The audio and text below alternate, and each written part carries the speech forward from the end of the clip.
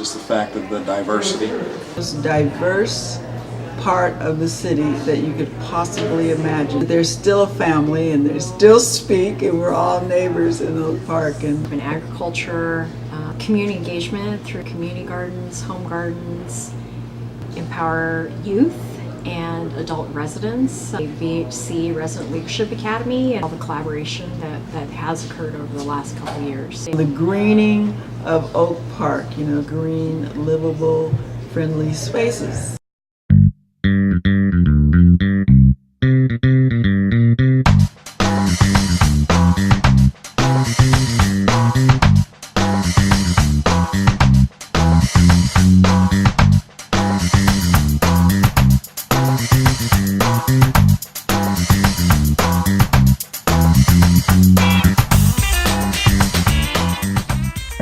All right, I'm Katie Valenzuela Garcia. I'm Senior Manager of Community Transformation at Ubuntu Green. Today we are here for the Sacramento BHC's Community Action Plan Charrette.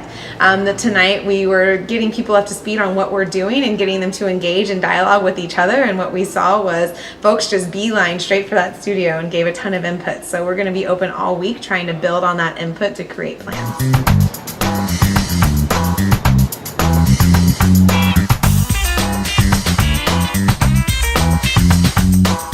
I'm Charles Mason, and I'm the President and CEO of Ubuntu Green, a local nonprofit based here in Oak Park.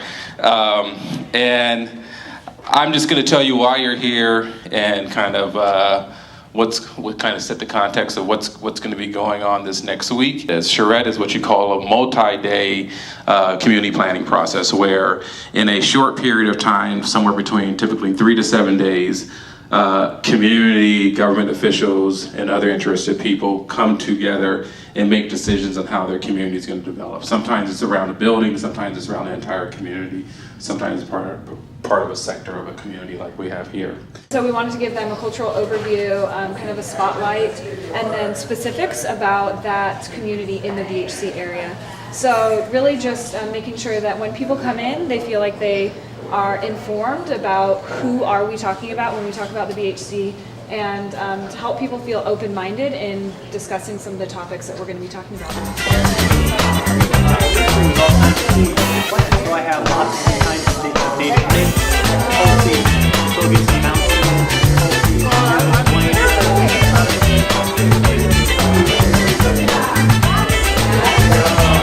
The three topics we're going to be covering here are obviously youth engagement, the public planning process, so kind of some examples of what we've seen in this area so far, and then what do we mean when we talk about social equity. This is really a nice area to raise a family because I'm a family man, and just to have some people who we already know here and have some support, because our goal is really to become a part of an intentional community. And we couldn't be more blessed to fall into South Oak Park.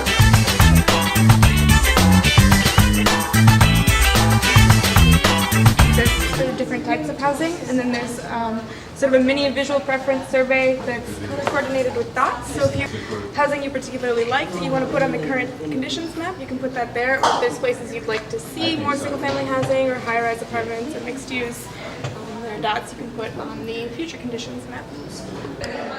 Hello, I'm Zong Li, and I live in the Southeast Village neighborhood. I live with about like 8 people in the house.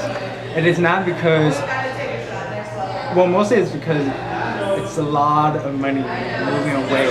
But just a lot of money trying to rent a house or even rent an apartment to live, so we have to stay together to even afford a house.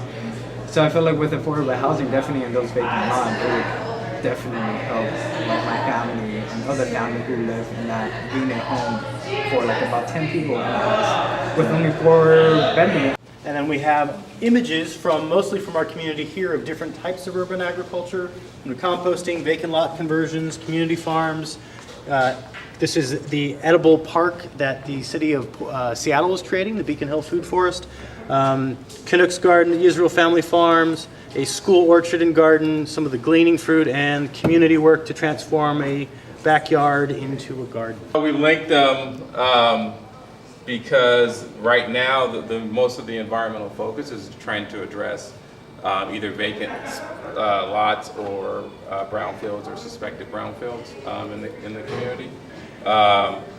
Though there are other environmental issues, we're waiting for those to kind of rise up, so we're starting from there. But we also see that there's like this intimate interaction with places that may have environmental contamination or high risk and lack of economic development. I'm Christine, and I live near the Colonial Heights Tahoe Park neighborhood, borderline Oak Park. I hear often that the bus routes don't travel frequently enough to places people need to go, or the times may be really inconvenient. And so I know that becomes a struggle in terms of reaching places to type or to print or make phone calls or to do basic grocery shopping for families' needs. What we are doing here is inviting people to tell us where they live, some common destinations. These are various kinds of facilities that we may decide to want to apply on certain streets within the BHC, and we're asking people to give us their feedback on what feels comfortable to you. What we get are people saying, I don't ride or feel comfortable walking along Stockton or Fruit Ridge, well, for obvious reasons. So I cut through here, here, here, and here. Neighborhood people know those areas. So in some areas I've done, Portland being the advance of that, as usual, is to develop a way in which they create a network inside of the neighborhood where it's safe to walk, safer to walk.